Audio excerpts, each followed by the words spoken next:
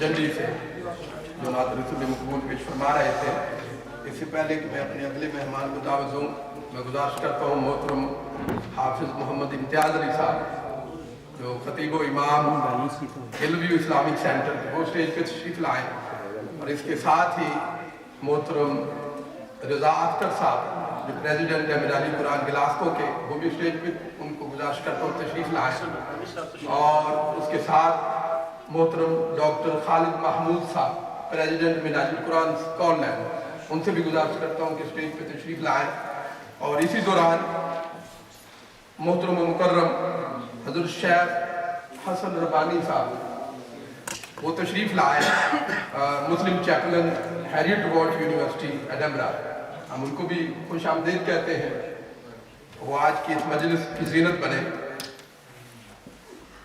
तौसीफ़ जो मैं कर रहा हूँ खैरुल अनाम की, तौसीफ़ जो मैं कर रहा हूँ खैरुल अनाम की, इससे इज्जत बढ़ती है मेरे कलाम की।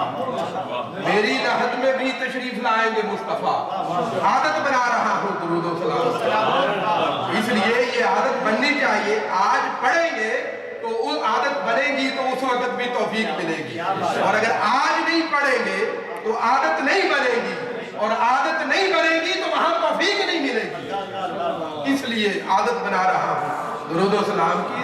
तो जोश और जज्बे के साथ हजूर की बारगाह में दुरूद व सलाम पढ़ते रहिए। अब मैं गुजारिश कर रहा हूँ डंडी से ही हमारे मेहमान मोहतरम जनाब